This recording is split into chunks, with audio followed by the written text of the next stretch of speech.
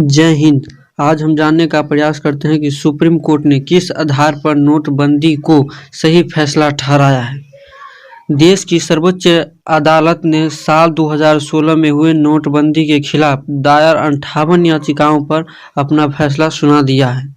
अदालत ने इस मामले में केंद्र सरकार, भारतीय रिजर्व बैंक और याचिकाकर्ताओं की दलीलें सुनने के बाद बीते 7 दिसंबर को अपना फैसला सुरक्षित कर लिया था। याचिकाकर्ताओं ने केंद्र सरकार के इस फैसले से जुड़े अलग-अलग पहलुओं को सुप्रीम कोर्ट में चुनौती दी थी। सुप्रीम कोर्ट के जस्टिस एस नजीर की अध्यक्षता वाली 5 जजों की पीठ ने अपने फैसलों में नोटबंदी के फैसले को सही ठहराया है।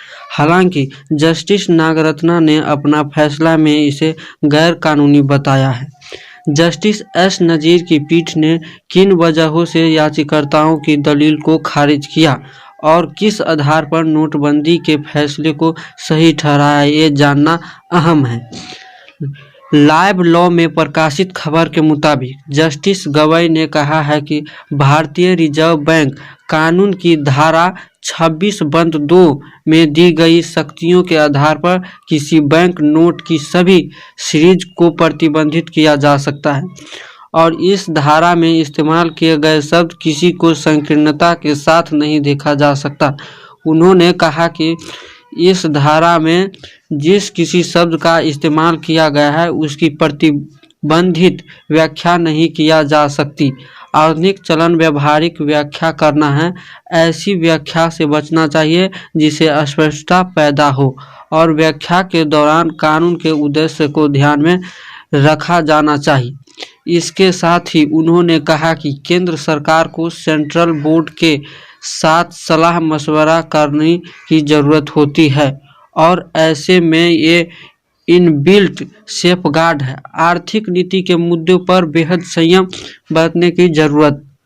हालांकि जस्टिस नागरत्ना ने कहा है कि सभी नोटों को प्रतिबंधित किया जाना बैंक की ओर से किसी बैंक नोट की किसी सीरीज को चलने से बाहर निकालने जाने से कहीं ज़्यादा गंभीर है। ऐसे में इस मामले में सरकार को कानून पास कराना चाहिए था। जस्टिस नागरत्ना ने कहा, जब नोटबंदी का प्रस्ताव केंद्र सरकार की ओर से आता है तो ये आरबीआई कानून की धारा 26(2) के तहत नहीं आता है। इस मामले में कानून पास किया जाना चाहिए था और अगर गोपनीयता की जरूरत होती तो इसमें ऑर्डिनेंस लाने का रास्ता अपनाया जा सकता था। वहीं जस्टिस गवई ने कहा है कि इस कदम के लिए जिन उद्देश्य को जिम्मेदार बताया गया था वो सही उद्देश्य थे। अभी हम जानते हैं कितनी याचिकाओं और कैसी दलीलें थे।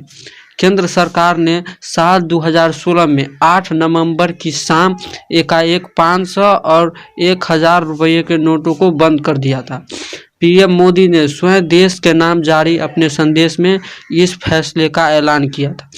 इसके बाद कई हफ्तों तक देश भर में बैंक और एटीएम के सामने पुराने नोट बदलकर नए नोट हासिल करने की लंबी कतारें देखी गई थी।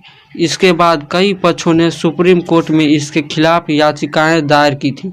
सुप्रीम कोर्ट ने ऐसी 58 याचिकाओं की सुनवाई करते हुए सोमवार को फैसला सुनाया है। सुप्रीम कोर्ट ने इस मामले की सुनवाई शुरू करने से पहले कहा था कि अगर ये मुद्दा अकादमिक है तो अदालत का समय बर्बाद करने का कोई मतलब नहीं है। क्या हमें समय बीतने के बाद इसे इस स्तर पर उठाना चाहिए? इसके बाद याचिकाकर्ताओं की ओर से कहा गया था कि सवाल इस बात का है कि क्या भविष्य में इस कानून का इस तरह इस्तेमाल किया जा सकता है। अब ये हम जानते हैं क्या बोले थे याचिकाकर्ताओं के वकील। आरबीआई एक्ट की धारा 26(2) के तहत केंद्र सरकार आरबीआई के केंद्रीय बोर्ड की अनुशंसा पर भारतीय राजपत्र में एक अधिसूचना जारी करके बैंक नोटों की किसी भी सीरीज को आम लेन देन के लिए अमान्य ठहरा सकती है।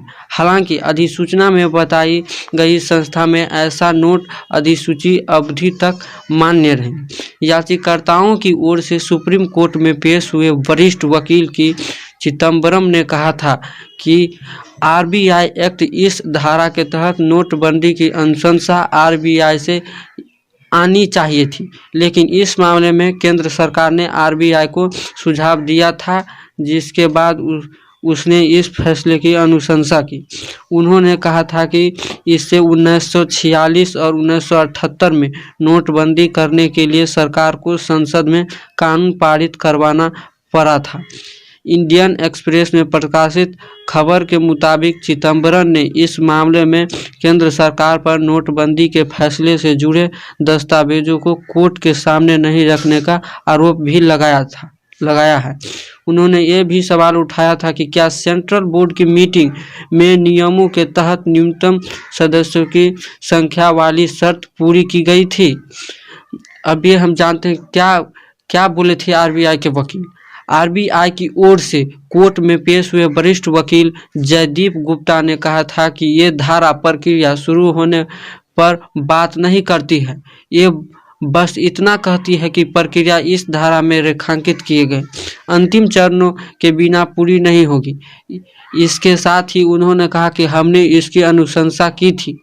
इससे पहले लिए गए नोटबंदी के फैसले पर आरबीआई के वकील जयदीप गुप्ता ने कहा कि इन मामलों में सरकार ने कानून बनाया था क्योंकि आरबीआई ने संबंधित प्रस्तावों पर हामी नहीं भरी थी।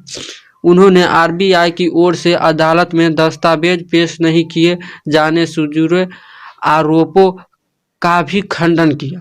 आरबीआई ने ये भी बताया कि सेंट्रल बोर्ड मीटिंग के दौरान आरबीआई जनरल रेगुलेशंस 1949 की कोरम बैठक में एक निश्चित सदस्यों की संख्या से जुड़ी शर्तों का पालन किया गया। रिजर्व बैंक ने बताया कि इस बैठक में आरबीआई गवर्नर के साथ साथ 2 डिप्टी गवर्नर और आरबीआई एक्ट के तहत नामित 5 निदेशक शामिल थे। ऐसे में कानून की उस शर्त का पालन किया गया था जिसके तहत 3 सदस्य नामित होने चाहिए। चिदंबरम की ओर से तर्क दिया गया था कि सरकार आरबीआई कानून की धारा 26(2) के तहत एक विशेष मूल्य के सभी नोटों को बंद नहीं कर सकती।